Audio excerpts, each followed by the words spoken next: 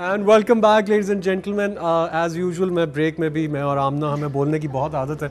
हम ब्रेक हमने में पहले इंटरव्यू शुरू कर दिया था डॉक्टर साहब से। लेकिन अभी फ़ौरन से हम वक्त ज़ाया किए बगैर, आज क्योंकि वर्ल्ड हार्ट डे है, तो हम लोग एक हार्ट स्पेशलिस्ट और उनके साथ एक उनके रिसेंटली रिकवर्ड पेशेंट हमारे साथ है। I would like to introduce Dr. Aurangzeb Siddiqui sahab. Assalamualaikum ji, how are you? I'm fine ji, and with him is Mr. Zafar Malik. ये recent patient हैं आपके? जी जी बिल्कुल, इनको पिछले 2 महीने के अंदर इनको हार्ट अटैक हुआ, फिर इनके कुछ प्रोसीजर्स हुए और उसके बाद रीसेंट लास्ट इनका जो मेन प्रोसीजर था वो 2 हफ्ते पहले हुआ।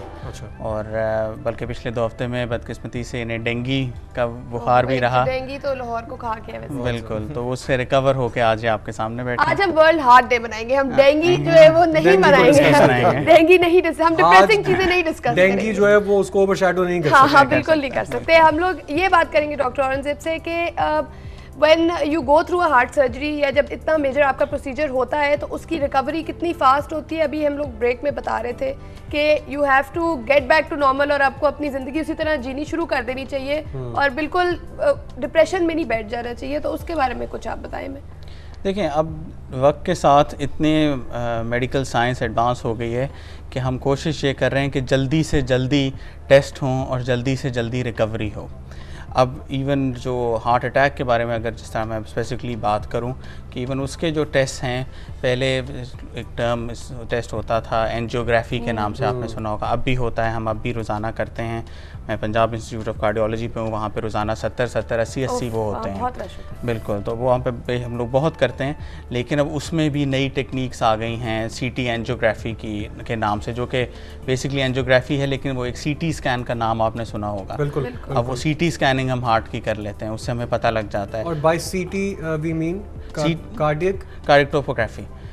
So बेसिक नहीं यार, CT याद होना नहीं है। CT is basically simple. CT जो है वो बेसिकली टर्म है कंप्यूटर टोमोग्राफी के। जैसे आपने सुना होगा CT पेट का भी होता है, ब्रेन का भी होता है। आज तक रिसेंटली पिछले कुछ सालों में हार्ट का भी होने लग गया है। और वो जो नॉर्मल एंजियोग्राफी होती है कन्वेंशनली जो हम करते हैं आमतौर पे, जिसमें कि हम एक ट्यूब दिल में डाल के दिल के सारी शरियानों को देखते हैं, वो उसके साथ हमें अगर हम CT एंजियोग्राफी करें तो कुछ केसेस में हमें वो CT एंजियोग्राफी से बेहतर भी है, और काफ़ी केसेस में हमें वो CT एंजियोग्राफी के साथ एडिशनल और ज़्यादा इंफॉर्मेशन भी दे देता है। लेकिन वो जल्दी है, सेफ़र है, उसमें वो रिस्क्स नहीं हैं जो आम एंजियोग्राफी में हैं। तो ये करने से आपकी रिकवरी वगैरह, मतलब do you get better faster? ये देखिए, एंजियोग्राफी टेस्ट है, उसके बाद फिर नेक्स्ट आता है ट्रीटमेंट। अब ट्रीटमेंट में दो ट्रीटमेंट ऑप्शंस होती हैं। एक तो आपने सुना होगा बाईपास का नाम, वो होता है। बिल्कुल। अब बाईपास जो है वो एक ऐसा ऑपरेशन है जिसमें कि छाती खोल के अंदर से वो करते हैं, या उसमें भी चलो थोड़ा सा वो की होल सर्जरी आ गई है जिससे ज़रा जल्दी हो जाता है। लेकिन उससे भी जल्दी हम लोग जो उन पेशेंट्स में इंडिकेटेड हो उनमें एक और प्रोसीजर है जिसे हम कहते हैं एंजियोप्लास्टी, जो कि ज़फ़र मलिक साहब की हुई है, आपको उसके बारे में बता सकेंगे। एंजियोप्लास्टी एक ऐसी चीज़ है जो कि पिछले काफ़ी सालों से पाकिस्तान में भी हो रही है। ये एक ऐसी चीज़ है कि अब इनकी हमने शाम को 6 बजे की और रात को 12-1 बजे तक के घर जा सकते थे। वो तो मैंने रोका। हाँ, इतना आसान हो चुका है ये सब। हाँ, वो तो हमने रोका। हफ्ता तो वो सारे डरा देते हैं ना, बाईपास हुआ या कुछ हुआ है तो हफ्ता 1.5 हफ्ता तो हॉस्पिटल से ही ना निकलो। बाईपास में ये है कि आपको हफ्ता 2 हफ्ते तो आपके हॉस्पिटल में लग जाते हैं। इसीलिए ये एंजियोप्लास्टी की जो टेक्निक है, जिन पेशेंट में, हर पेशेंट में एंजियोप्लास्टी नहीं हो सकती, कुछ पेशेंट में बाईपास ही करना पड़ता है। लेकिन अगर आपके बीमारी ऐसी है कि आपकी एंजियोप्लास्टी हो सके तो एंजियोप्लास्टी जब हम करते हैं तो उसके हम कोशिश ये करते हैं कि अगर सुबह को हो तो शाम को घर चले जाएं, अगर शाम हो तो अगली सुबह उनको घर भेज दें। बिल्कुल ठीक, मैं समझ गया। अच्छा, इसके कहने का मतलब आपका ये है कि जो बाईपास है वो एक ज़्यादा मेजर सर्जरी कह सकते हैं आप उसे। मेजर इस तरह से कि उसके रिकवरी उससे लंबी है। वरना जहाँ तक जो चीज़ बाईपास में होती है वही एंजियोप्लास्टी में हम एक मुख्तलिफ तरीके से करते हैं। मकसद ये है दोनों मुश्किल प्रोसेस है। बाईपास मुश्किल, वो मकसद दोनों चीज़ों का ये है कि जो दिल को खून की सप्लाई ब्लॉक हुई हुई है उसको फिर से रवां किया जाए। एक ही होता है, उसको फिर से रवां किया जाए। बाईपास लफ्ज़ जो है वो ये है कि जो वेसल बंद है उसको आप एक और वेसल लगा के बाईपास कर देते हैं। वो सर्जरी उससे हम क्या करते हैं, जो वेसल बंद है उसमें एक और वेसल नहीं लगाते, हम उसी वेसल को खोलते हैं। जब आपको हार्ट अटैक हुआ था, like to tell us about that.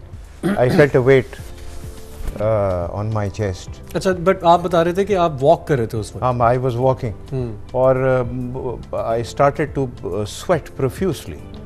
This is what happened, and that made me cut short my walk and I came back to my car. I actually drove myself to the hospital because I didn't have anybody else at the time. But I felt a weight and I didn't feel anything in my jaws. कोई थोड़ी सी इधर दर्द हुई मुझको, but not significant. लेकिन वो पता तब लगा जब मेरी ECG डॉक्टर साहब ने की, तो उन्होंने बताया कि भाई हाँ, yes, you're having a heart attack. You are having a heart attack as you are now lying down. तो that is how it happened. तो immediately आपने सर्जरी वगैरह का नहीं सोचा कि? नहीं, उस वक्त तो आदमी के होश हवास नहीं होते. But the doctor suggests to you कि फौरन करा लेनी चाहिए. देखिए, जो इंटरनेशनल गाइडलाइंस हैं, अब हम लोग अगर मैं आपको बताऊं कि US और UK में क्या होता है कि वहाँ पे जब रात सुबह के 4 बजे भी एक मरीज़ फ़ोन करता है एम्बुलेंस सर्विस को, जी मुझे छाती में दर्द हो रही है, एम्बुलेंस उसे घर से जब उठाती है उसी वक्त ECG एम्बुलेंस में ही करती है और हॉस्पिटल को इन्फॉर्म कर देती है कि जी एक हार्ट अटैक का मरीज़ हम अंदर ला रहे हैं हॉस्पिटल में, चाहे सुबह के 3 बजे हो, 4 बजे हो, 5 बजे हो, वो जो भी ऑन कॉल कार्डियोलॉजिस्ट होगा उसको इमीडिएटली उठाते हैं, कहते हैं जी ये एक पेशेंट हार्ट अटैक का आ रहा है, इसकी ये चीज़ें हैं, आप आएँ, और उसी वक्त मिनट्स के अंदर यानी कोशिश ये होती है कि with in half an hour उसको आते ही उसको इमरजेंसी में लाते हैं और सीधा थिएटर के अंदर उसकी एंजियोप्लास्टी अगर हो सकती है तो उसकी करते हैं, जिसे प्राइमरी एंजियोप्लास्टी बोलते हैं, जो कि एंजियोप्लास्टी जो कि इनकी हुई उसे प्राइमरी एंजियोप्लास्टी बोलते हैं। इसके लिए एक टर्म होती है डोर टू बलून टाइम, यानी मरीज़ हॉस्पिटल के डोर से लेके उसकी नाली के अंदर वो बलून फुलाना जिससे वो नाली खुल जाएगी, वो time door to balloon time America में उनकी रिकमेंडेशंस हैं कि 15 मिनट से ज़्यादा नहीं होना चाहिए। अब तो 15 मिनट में पंजाब इंस्टीट्यूट में पहुंचे, ठीक है ना, और ट्रैफिक इतनी और वो उस डेडलाइंस को वो 80% ऑफ द टाइम मीट कर लेते हैं। इंग्लैंड में वो डेडलाइन 30 मिनट्स है और के दरवाजे यानी अस्पताल के दरवाजे पे जब मरीज़ पहुंचे उस वक्त से लेके उसकी वो खून की शरेआन जो बंद हुई है जिसकी वजह से हार्ट अटैक हो रहा है उसके खुलने तक का टाइम 30 मिनट से ज़्यादा नहीं होना चाहिए। लेकिन यहाँ पे मैं खुद पंजाब मेरे कज़न को हुआ था, तो यहाँ की तो इमरजेंसी में यहाँ पे 1 घंटा घूमते रहो तो हाँ, वो तो आपको प्रोसीजर्स में लगा देते हैं, वो काफ़ी ज़्यादा टाइम वेस्ट होता है। वो यहाँ पे एक दवाई हम उसकी जगह पे इस्तेमाल करते हैं जो प्लास्टिक की बजाय वो दवाई, वो हमारे रिसोर्सेज का मामला है, ठीक है, वो दवाई आपने इस्तेमाल करके वो नाली जितनी खोल सकते हैं उसका इतना अच्छा उतना आइडियल रिजल्ट नहीं है जितना कि इमीडिएटली आप एंजियोप्लास्टी से खोल दें, लेकिन उसका फ़ायदा यूँ है। लेकिन उसके बाद भी चलें आपको दवाई मिल गई, उसके बाद आपकी एंजियोप्लास्टी उस वक्त नहीं हुई तो अगली सुबह देखें पहले 72 घंटे जो हैं वो बहुत क्रिटिकल होते हैं और उसमें अनफॉर्चुनेटली बदकिस्मती से उसमें डेथ रेट काफ़ी हाई होता है। हमारे यहाँ बदकिस्मती से क्या होता है, हम लोग कई बार बड़ी हैरानी और परेशानी से देखते हैं कि मरीज़ को हार्ट अटैक होता है और अगली सुबह उठ के वो कहता है अच्छा जी मैं फ़लानी जगह से जाके चेक करवा रहा हूँ या मैं फ़लानी जगह जा रहा हूँ। खुदारा अपने मरीज़ को पहले 3 दिन में पूरे शहर में ट्रॉली में या गाड़ी में डाल के मत घुमाएं, आप अपने मरीज़ के जान के साथ खेल रहे हैं। अगर आपको कहीं से है भी तो एक बार उधर ले जाओ और वहाँ से करवा लें। हमारे यहाँ सोच अगर हो सकता है तो अपने कार्डियोलॉजिस्ट से पूछें, वो आपको मुफीद मशवरा देगा, लेकिन अगर हो सकता है तो उसको करवा लें। लोग उसके बारे में सोचते हैं, 5, 6, 8, 10 जगहों पे घूमते हैं, वो ये रियलाइज़ नहीं करते कि वो अपनी जान को कितने खतरे में डाल रहे हैं। टाइम उनके लिए आहिस्ता आहिस्ता, वो हम एक टर्म यूज़ करते हैं, टाइम इज़ मसल। जितना टाइम गुजरेगा उतना हार्ट मसल डेड होगा। आपके साथ ज़िंदगी में कभी रिलेशनशिप पे चीटिंग हुई? Cheating? I think that's a very personal question. I wouldn't ask that on live TV. नहीं, I'm single so far, so I think I'm. जी उन्होंने अपनी अवेलेबिलिटी आपको दे दी है।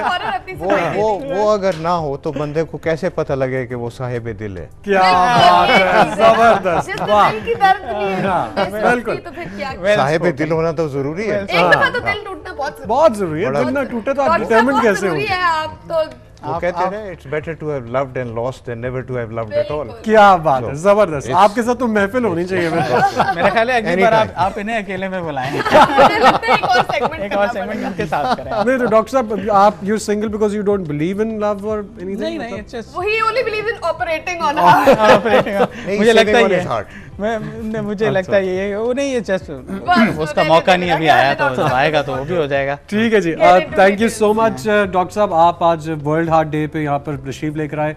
जफर साहब, thank you so much. Although हमारे पास बहुत सी बातें नहीं जो हम आपसे कर सकते थे, बट आपको तो हम बुला रहे हैं फिर से। हाँ, आपको हम दोबारा बुलाएंगे एज अ सोलो दिल टूटा हुआ इंसान।